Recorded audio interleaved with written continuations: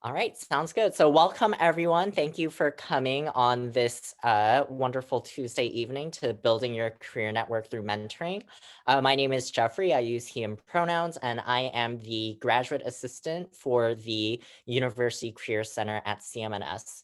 So one of my really big passions as it comes to career services is networking and specifically mentoring. So this session today will be broken down into two sections. So the first section will be dedicated to using different platforms to find networks. Where can you connect with professionals or alumni who work in the fields that you're interested in? How do you approach that initial conversation? How do you, cold message people? And then the second part of today's workshop will cover how to turn those networking relationships into mentoring relationships. So I think there's a distinction to be made here between relationships that, are more casual, just one-off like informational interviews that you might do with people. And then there are networks with people who are more, which will be more sustained over time and where you are able to get some more in-depth career advice and information from these folks. So we'll talk about how to turn some of your career networks into those mentoring type relationships. So the learning outcomes for today, which will also function as our agenda. So you'll be able to identify at least one platform that you can use to start networking in the profession of your choosing. You'll be able to craft an introductory message to begin networking with a professional. So essentially crafting that first cold email or message to someone. You'll be able to articulate the benefits of turning networks into a mentoring relationship. And then you'll also be able to transform a more casual network into a mentoring relationship. So we'll go over strategies to kind of cover that whole process and how to continue with a mentoring relationship over a longer period of time. So we'll start with building your career network. And also as a quick reminder, if you have any questions that come up during the middle of my presentation, feel free to put them into the chat. Rachel will be monitoring the chat box while I'm presenting. There will be a break in the middle of the presentation where I'll kind of answer any questions that come along. And then we'll also take questions at the end of the presentation. So feel free to send them in whenever you'd like. So we'll start with building your career network. So feel free to interact with the chat, raise your hands, show me a reaction or whatever you feel comfortable doing if any of these statements resonate with you in any way. Networking sounds good, but what do I even say to someone to start networking? I'm introverted or shy. I can never network with someone. I don't want to message a bunch of people and only to get ghosted or hear nothing back. So feel free to like put up a thumbs up or, say, yeah, that sucks, or whatever you like in the chat if any of these resonate with you. All right, so I see some thumbs up from a lot of people. Good. I will also tell you that even as a career services professional, this is something that I still struggle with too. I do find network to be a little terrifying at times, and especially if you are someone who maybe doesn't have a lot of experience on your resume or you're not even sure where you could start looking, this can definitely be intimidating. So I want to validate some of those feelings before we go ahead and talk about some of those strategies for networking. So to start off, we'll just talk really briefly about some platforms for virtual networking specifically because we are in the pandemic still. And so a lot of the networking that you'll probably be doing will take place on some sort of online platform. So the ones that I want to highlight here tonight are LinkedIn, Terrapins Connect, and professional associations. And I'll go into actually some demos using LinkedIn and Terrapins Connect to look for some specific individuals so that you know how to navigate the platform if you have profiles set up for LinkedIn and Terrapins Connect. But generally speaking, for all of these platforms, these are great entry points to start looking for professionals in the fields that you're interested in working for.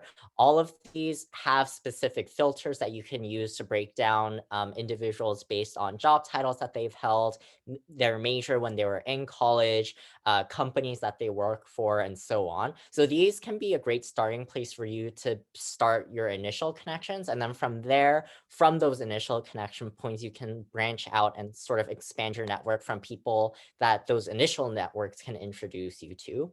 I'll make a special note for professional associations. So some of you may have heard of some of these organizations before. So for folks who are in computer science, the Association of Computing Machinery may seem familiar. For any of you who are in physics, the Society of Physics Students may also sound like a professional organization that you might use. Professional associations also have a lot of perks of being members for them, among them being opportunities to network with people in the industry or in the field. I will say the one caveat to joining professional associations is that sometimes they have like a membership cost associated with it. Oftentimes they will have discounted prices for undergraduate students or graduate students. So that is something, if you have the money to take advantage of, that I would encourage you to do. But if you're not willing or you're unable to spend money on memberships for these professional associations, platforms like LinkedIn and Terrapins Connect are still perfectly fine as a starting point for you to use. So who should you look for on all of these platforms? So one thing that I'll recommend right off the bat is to start with looking for UMD alumni. I know that in particular during this pandemic, some students have come to me and said that, they've been reaching out to a lot of people like recruiters for different organizations and companies that they would want to intern or work for, to no avail, that they honestly haven't been hearing a lot of responses back. And that, I think, that's kind of inherent with the nature of networking, that people are busy. People may not be checking their LinkedIn or their Terrapins Connect profiles or their emails all the time. And I'm sure that professionals are busy handling a lot of different responsibilities.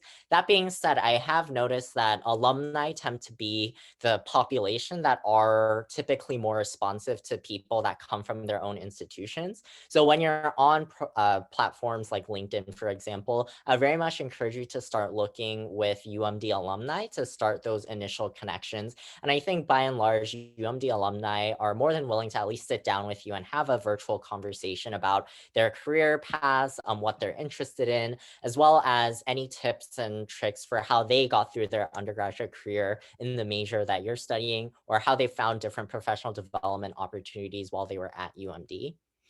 But beyond that, other things that you could look for are for people who are holding a job title that you'd like to have. So for example, I know that for you computer science folks out there, I mean, there are so many different roles or positions that you can hold as like a software developer or a software engineer. So it sometimes helps to be a little bit more specific with what type of role that you want to do specifically. So do you want to do something like a cybersecurity, or do you want to do data analytics? Do you want to do web development? So sometimes having a more specific idea beyond just like what your major is or what the very general title of your role is can be useful for narrowing down people who would be a good candidate for you to reach out to initially, especially if you're in a more niche or you're in a more specialized field within your profession or your academic discipline.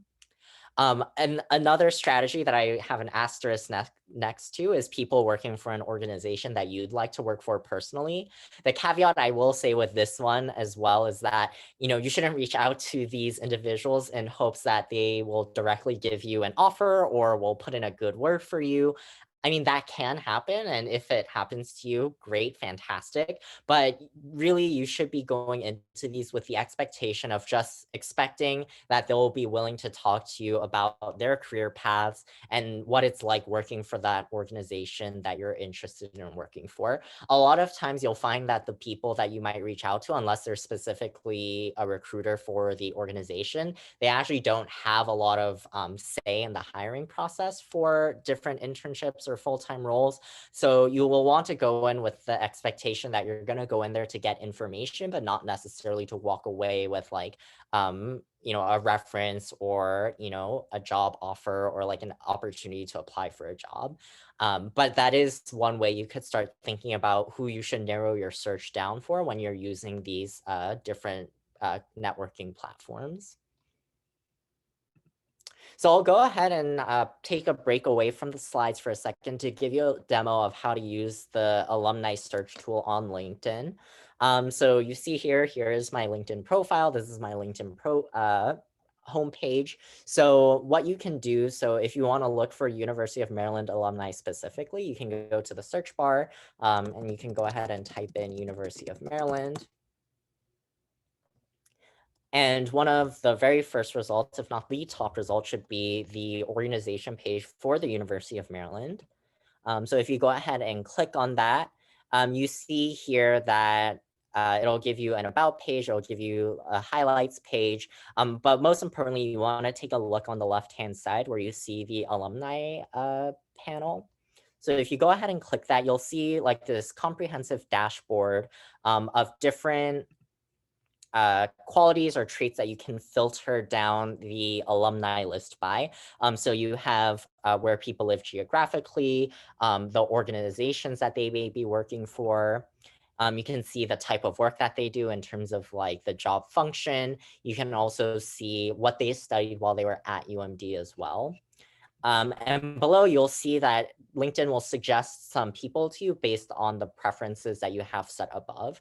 So one thing that I think would be really useful for you all is that you can search specifically for the major that you're studying in the field to see what types of jobs that people might have had when they graduated with that particular degree from UMD. So you'll see here in the major section, there's only so many that they can fit onto one page. Like you'll see business admin being the top one, computer science, econ, psychology. So these are very common and typical majors, but you'll notice that some of the less common ones aren't on here. So if you want to look for your particular major, you can go ahead and click on the add function and say, I want to look at people who studied chemistry at the University of Maryland. So you can go ahead and put in that filter. So you'll see that the dashboard is now updated to include people only who have studied chemistry at the University of Maryland.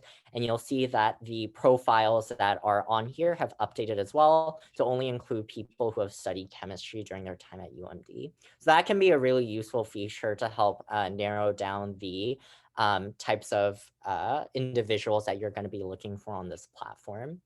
Alternatively, you can also use this search bar at the top to search for alumni based on job titles that they've held, keywords based on industry or company. So say if I want to look at someone who works at Bank of America, for example, not the most STEM related, but for those of you who might be interested in working in this type of financial institution.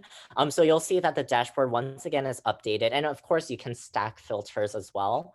You can see that the dashboard is updated once again. You'll notice that it'll filter to the top result of the people based on what you filtered by for where they work, since that's what I put into the keyword search. But you also notice that there will be some organizations that are similar in nature to Bank of America. So like Merrill Lynch, Wells Fargo, JP Morgan, Capital One, and so on. And then you'll see here that there are people who have held some position at Bank of America in the past. So this goes over a lot of the basic features of how to use the alumni search tool on LinkedIn. So we'll go ahead, and the next part of the demo that I'll show you is how to use Terrapins Connect. So for those of you who are not aware, Terrapins Connect is our alumni database that's run by the Alumni Association at the University of Maryland.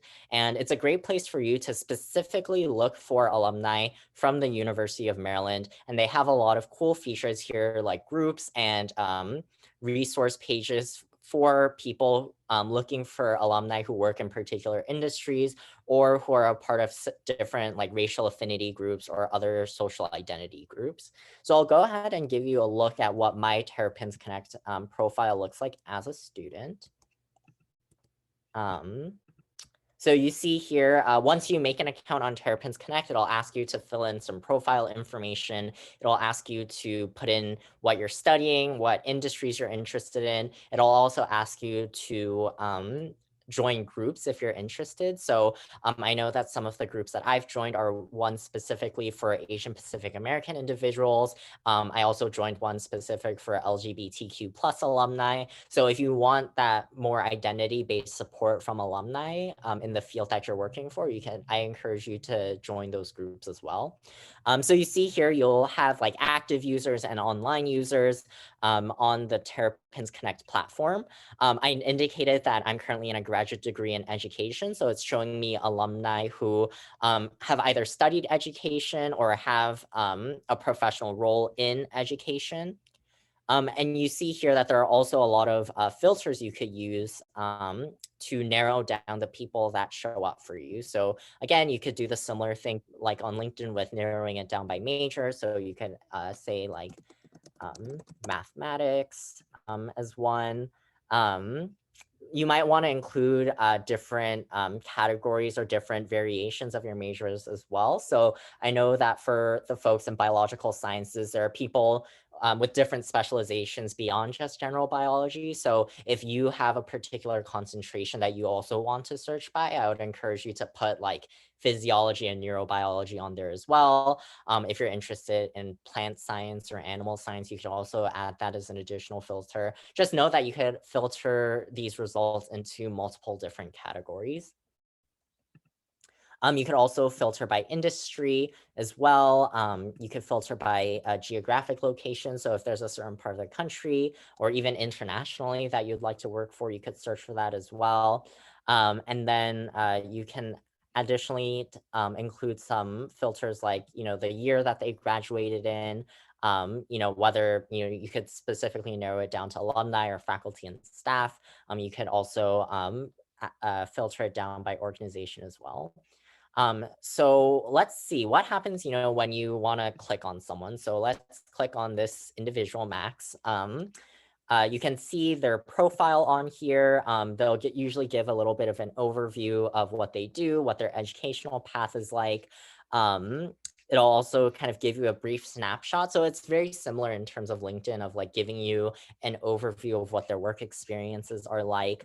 They'll also kind of give you their education background. So you see that they studied at UMD for their bachelor's, and then they went to the University of Michigan for their master's and PhD. And they'll also tell you what areas or topics that they're willing to talk with students about. So you see here that, given that this person has, done a PhD, that they're absolutely open to talking about applying to graduate school, the difference between working in academia versus in industry, work-life balance. So this is also helpful if you want to know specifically what these alumni are able to help you with. And something that I think is really cool about Terrapins Connect is that if you decide to send a message request to Max, like I'm doing right now, you could send like a message request, and then it's really cool that they provide like these templates for you to kind of start. And you don't even have to craft a message completely from scratch. Like Terrapins Connect will give you some predetermined templates for you to build your message off of. And in the next slide, we'll go over how to actually format these messages in a little bit more detail. But these are great places for you to start off with if you're like completely unsure how to craft a message when you're initially reaching out to people. I kind of wish LinkedIn did something similar, but you're more than welcome to copy and paste, this template to start with, and then tailor it when you're connecting with people on LinkedIn as well. And yeah, so this is basically the screen you're seeing, but just with a different individual.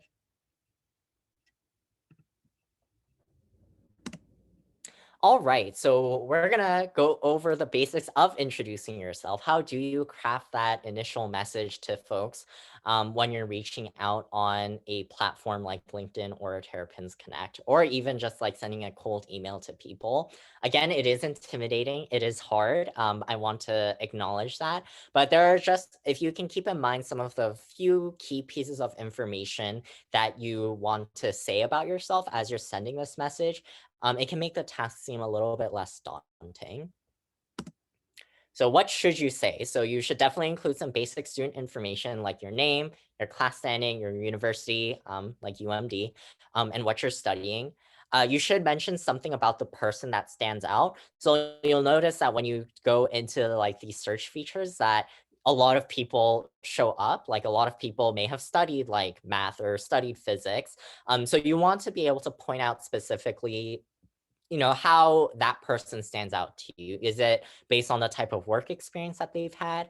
If they were in graduate school, is it like their research interest that stands out to you?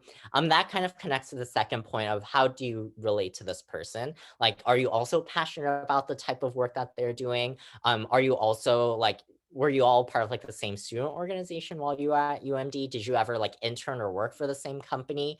Being able to make those connections really clear can help you build rapport with the contact before they even say anything back to you.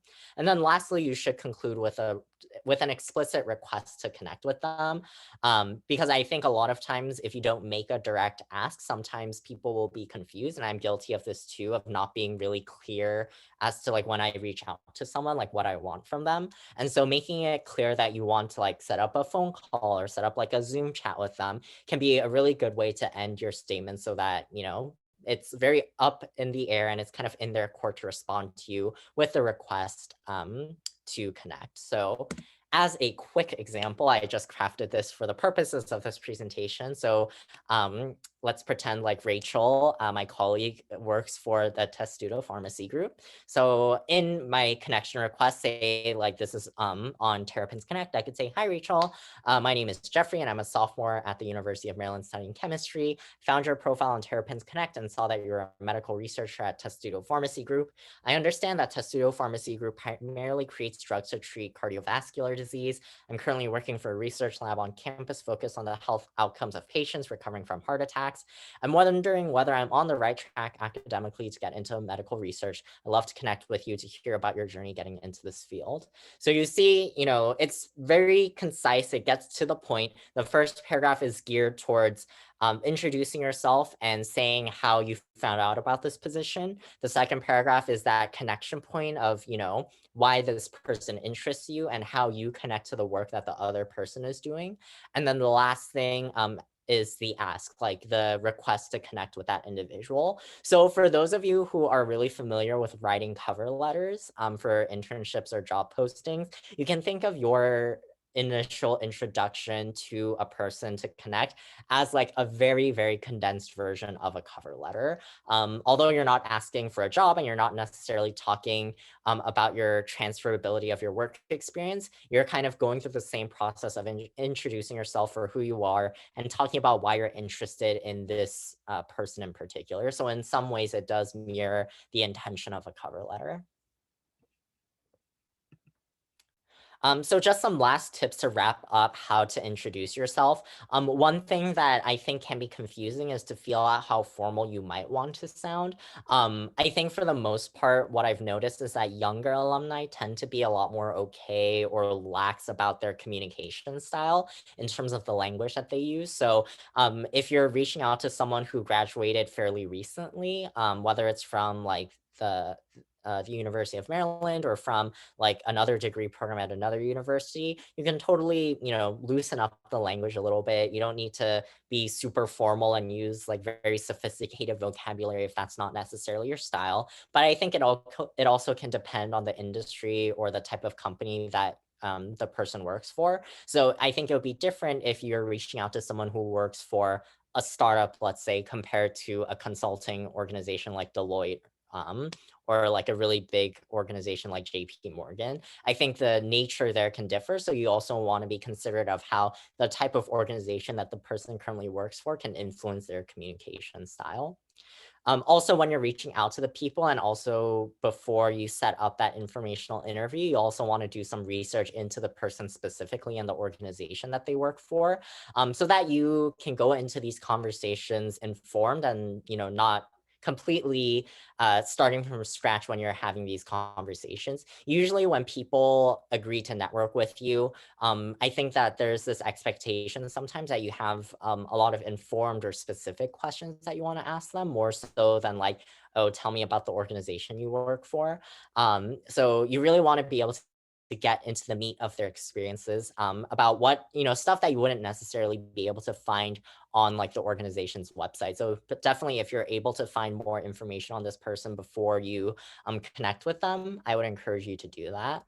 And then the last thing to consider is that networks are like spider webs. Sometimes you might, find someone or you might not find the type of person who is directly connected to the type of work that you want to do. Or maybe they don't have the exact same career path that you envisioned of having when you thought about the career path that you're interested in. That being said, sometimes still connecting with people who have tangential relationships and then being honest with that person about, what your interests are can then be a pathway for that person to introduce you to their networks. People that, may not have like a super fleshed out LinkedIn profile, or people that may not be on Terrapins Connect. These are the people that can then provide that spider web pathway for you to walk along so that you can find other people who are doing the work that's specific to what you want to do. So even if you feel discouraged at first when you reach out or do like a search on LinkedIn or Terrapins Connect and you don't find the exact type of person that you're looking for,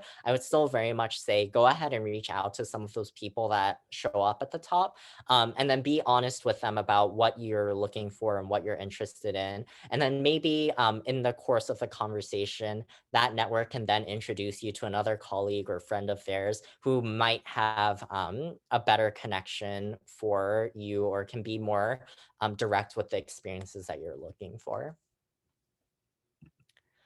All right, so that kind of concludes the first part of the presentation. I wanted to take a little pause here to take any questions if there are any. Feel free to ask them in the chat, or you can go ahead and unmute yourself as well.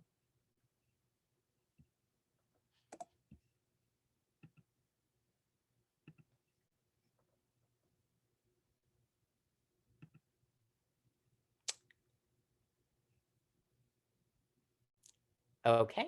Well, feel free if you ever have more questions that come along during the course of the presentation, go ahead and put them in the chat. Rachel is monitoring the chat box, so she'll be sure to feed them over to me whenever the presentation is over. So now we'll kind of transition into the next part of today's workshop, which is going to be talking about, transitioning into mentorship. So just to kind of engage you all once again, put some things in the chat of what do you think of when you hear the word mentor? Like, what are some of the qualities or descriptions of people that you would associate with being a mentor?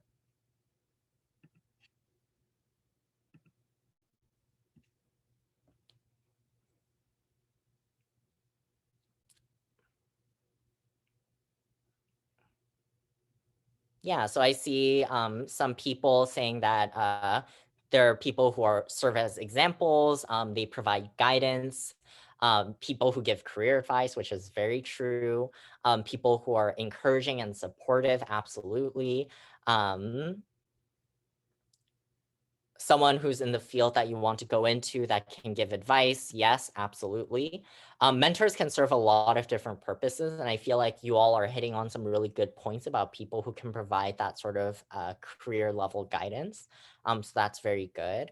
I do see one question that has come up in the chat. So when you try to set up a meeting to connect with someone, is it common courtesy to suggest a time, or should you let them decide when is best for them? That's a really great question. So I think it can go either way. I think there's not necessarily a right way or a wrong way to go about setting up that initial connection time to meet. So one way that you can go about it is that, if we go back to my example, back here in this slide, you see here, like I wasn't explicit about a connection time or like a specific time for me to connect with Rachel, right? In this sense, it kind of keeps it very open where first, you can reach out to this person first to gauge that they're even interested in engaging in this conversation with you, so that you're not putting in all of this thoughts, like planning out your like calendar or your schedule to like make time for this person if they are not even interested in talking to you. So then what you could do afterwards is once they reply to you and they might say, hey, like, thanks for reaching out, I'd love to connect. They might even ask you, what times are you generally available? So I think it's whoever usually brings up the question first usually is the person who dictates what the timing for the conversation can be like. So in a lot of cases, I will I usually am the person, once they say like, yes, I'd be happy to talk to you, usually I'll send up a follow-up message or a follow-up email saying, great, generally like what are some times that you're free? And in that message, I will sometimes say like, oh, I'm free during these times, then I'll let that other person pick.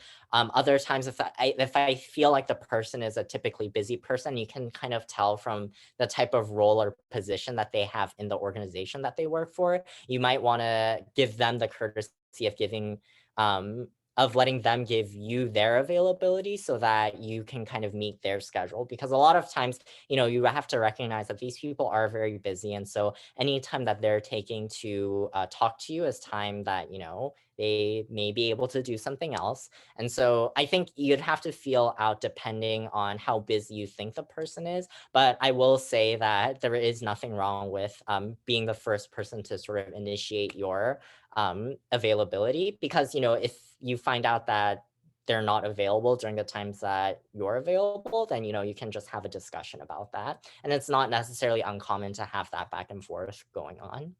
That's a really good question. Thank you for asking. Um, I see another question about thank you notes. So in terms of thank you notes or thank you gifts, what is considered appropriate or respectful? Are thank you notes email sufficient for thanking a mentor for their time? Really great question. So generally speaking, you don't need to go completely over the top with expressing your gratitude to a network or a mentor. A thank you email, or if you happen to know like their work address, a thank you note is more than enough to show your gratitude and appreciation for taking the time to speak with you. You don't really need to go beyond that unless it's a more sustained like mentoring relationship. Like I'll give an example of one time, like I have this mentor that I have right now. She and I have been in like a mentoring relationship for like 3 years at this point. So given that I'm kind of pretty or more far along in my graduate school journey as well as my career path than when I initially first met her, one thing that I've done is that I've taken her out for like a dinner one time. And that's only because like she and I have like a very long standing relationship, for a few years at this point. So I felt comfortable doing that. But for the most part, if you're just meeting with someone for the first time, or you just want to send like a very small appreciation note, an email already goes a long way. So great question.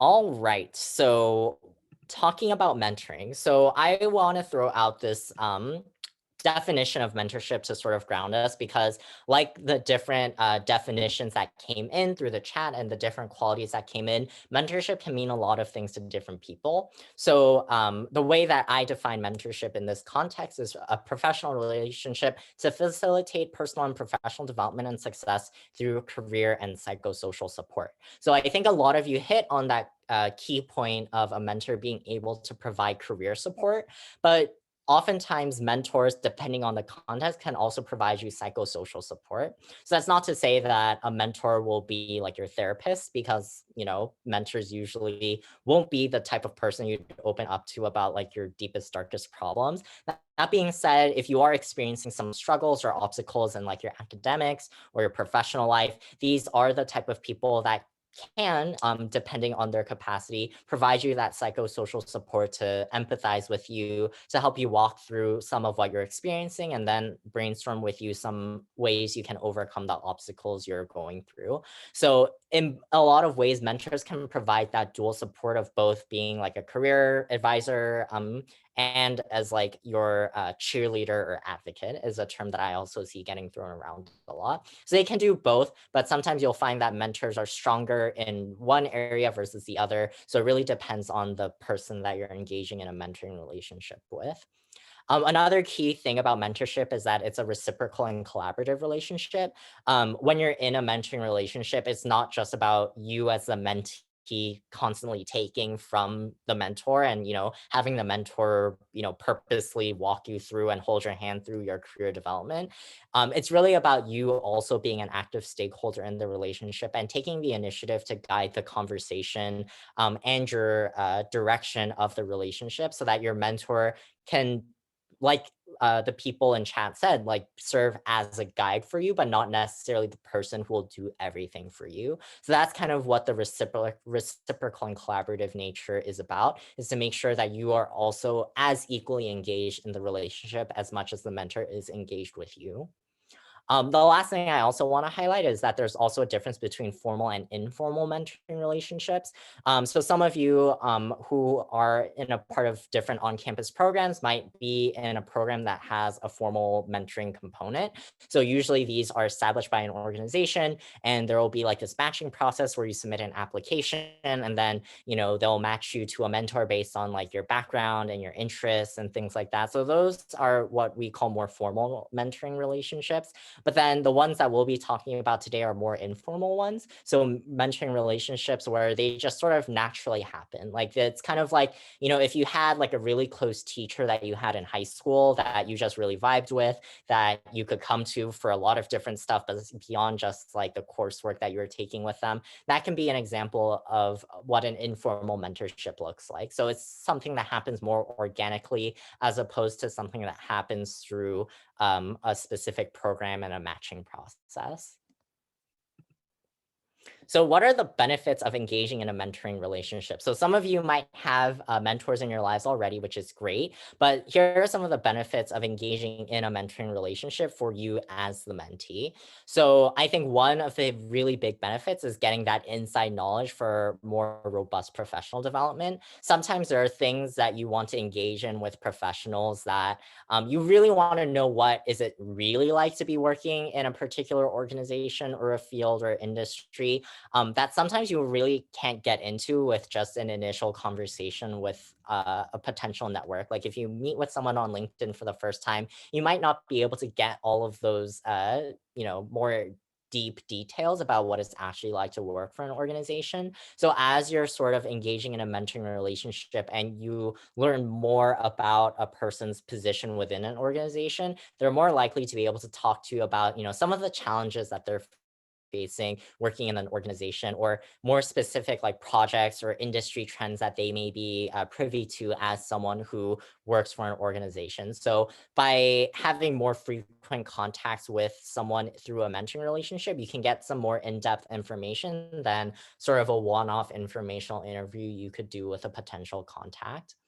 You also get someone who has an outside perspective on your professional situation, and they can also serve as a sounding board for your ideas.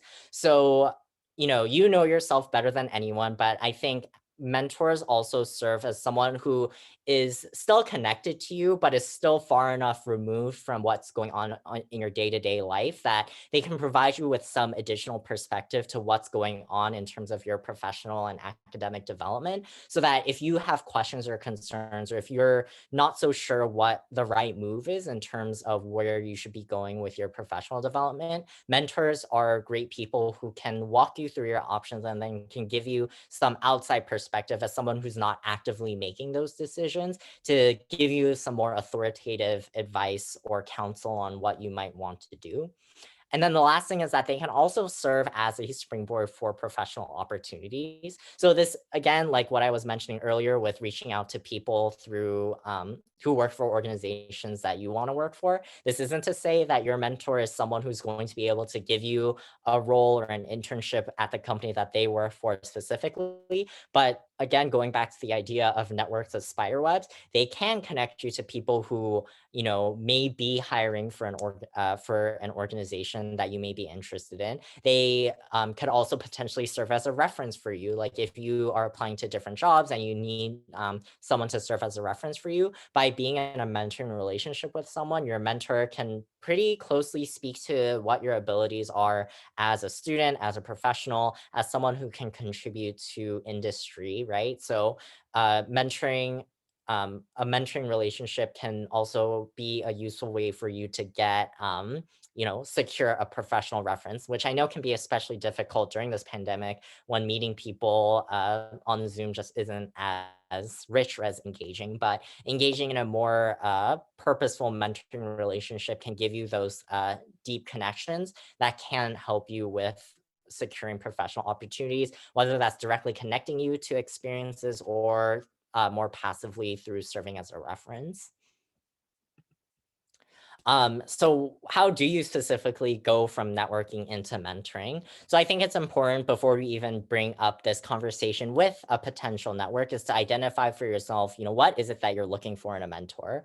So some of the questions that you might want to ask yourself is, what are your short and long-term career goals? What do you want to complete at the end of this semester? What do you want to complete by the time you finish your undergrad? Where do you see yourself like 5, 10 years from now? So that'll kind of establish a context for what sort of professional that you should be looking out for to serve as a mentor. So for myself, as someone who is just starting graduate school, it might be useful for me to reach out to, say, like a mid-level professional who has like maybe like 5 to like 8 years of experience, right? Because they're not so far removed from like what it's like being an entry level professional and what it's like to get their first job, but at the same time they're not like a vice president for a university that's so far removed from their experiences that they wouldn't really have as maybe as relevant information for me as I'm doing my job search. So based on what some of your goals are, it might be useful to think about,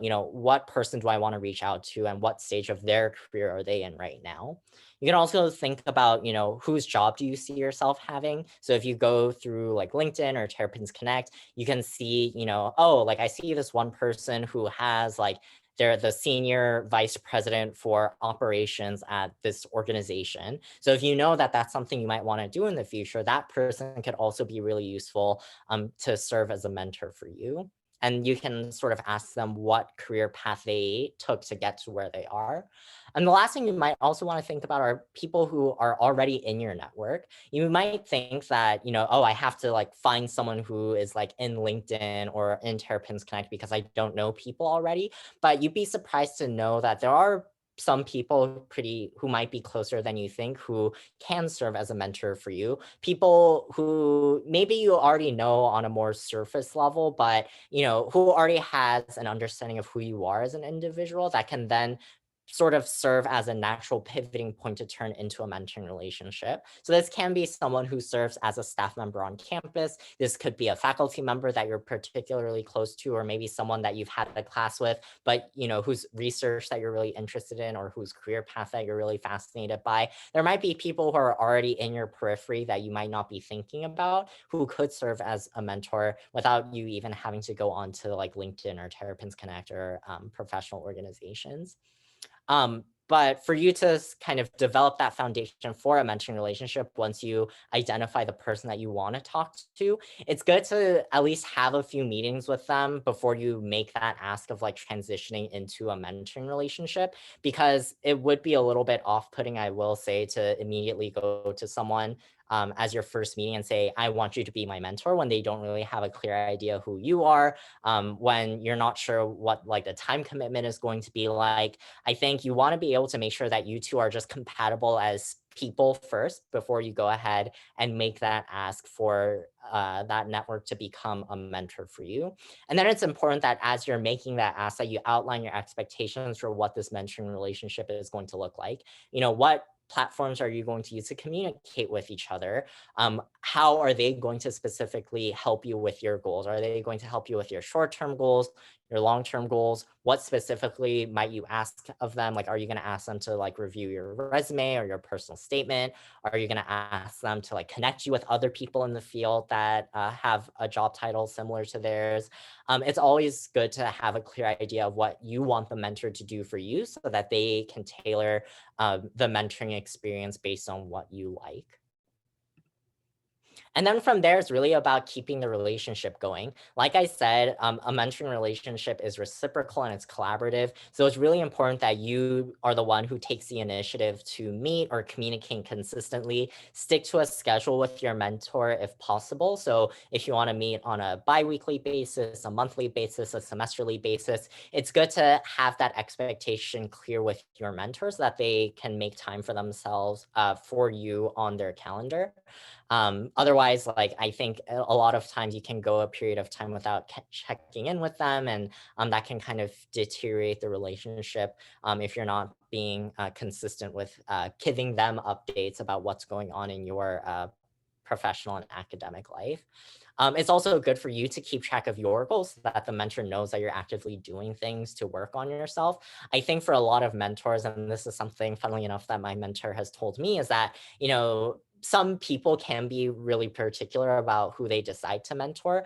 They want to know at the end of the day for a mentor that you are actively doing things to improve yourself and to engage in professional experiences that will help you develop as a professional.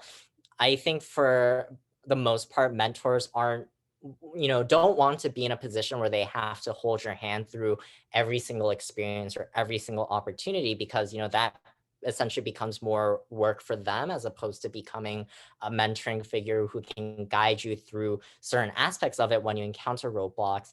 And so it's important that you take that degree of self initiative to engage in professional development opportunities, find different internships and experiences that you want to pursue, and then come to your mentor for that feedback so that they can provide you that guidance or things to consider that you haven't already.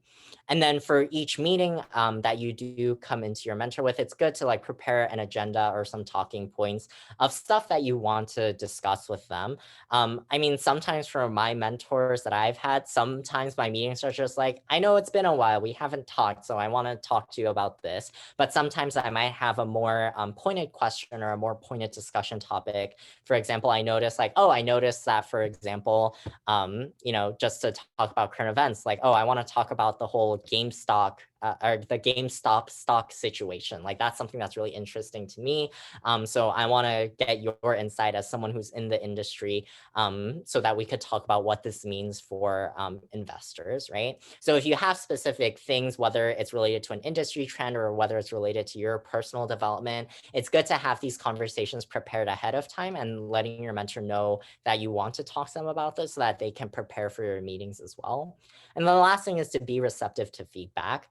Your mentors, obviously, they have a lot of professional experience. They're there to walk you through things that you may not be familiar with or stuff that you may be not as knowledgeable about. So if they're making suggestions to try a certain thing, be open to trying them. That's not to say that every single piece of feedback or advice that you get from your mentor is something that you have to do, but at the same time you want to be open to suggestions that your mentor makes, so that the mentor knows that you find value in what they're telling you and you're not like just coming to them for some miscellaneous reason. So be receptive to the suggestions and feedbacks that mentors might have for you in terms of your growth as a professional.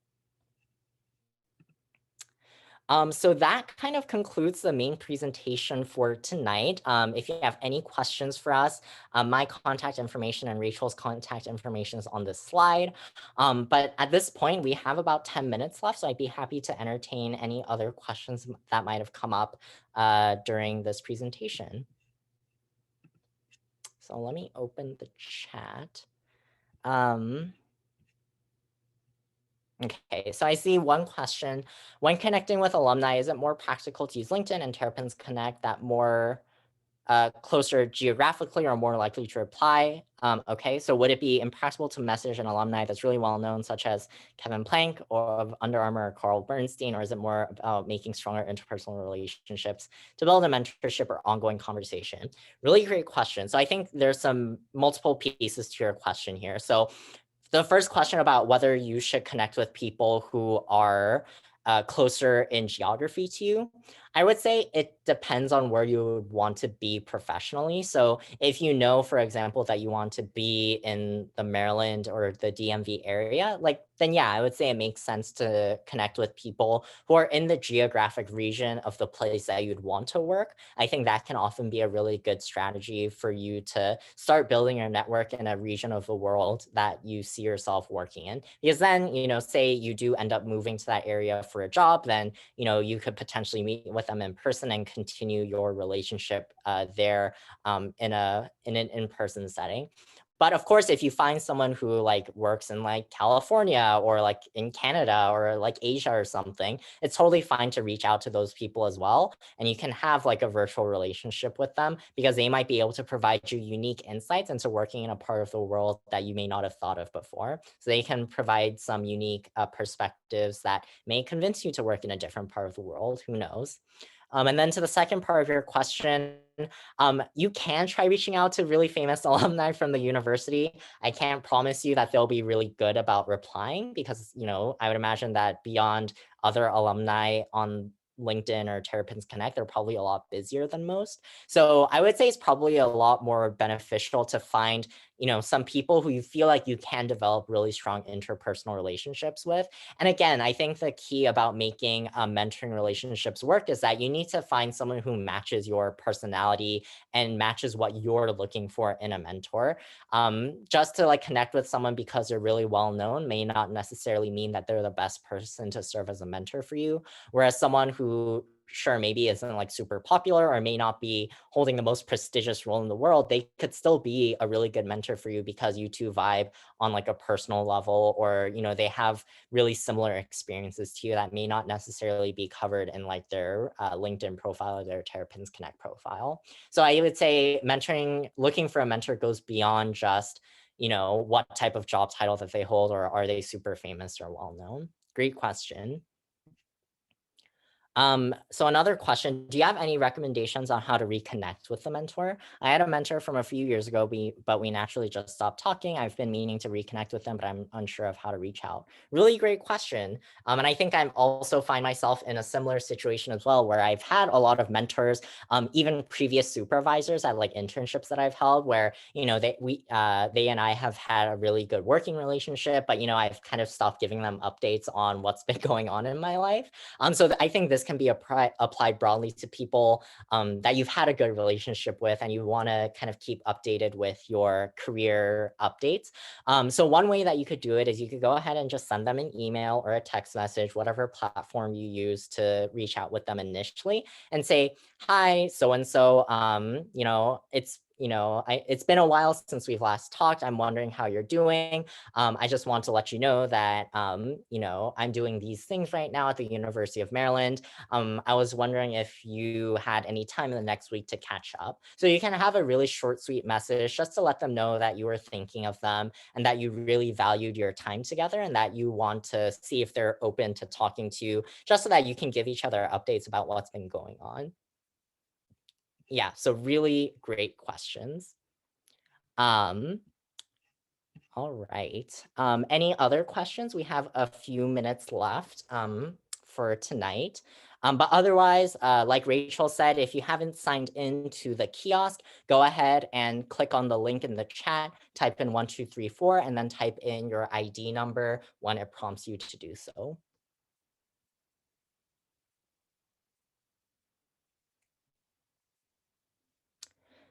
All right. So if there are no other questions for now, that's totally fine. I will be hanging out for a few minutes after the session today. So if you wanted to ask me questions one-on-one or in a more personal setting, by all means, please feel free to stay around. I'll go ahead and click the stop recording button, or Rachel can click the stop recording button.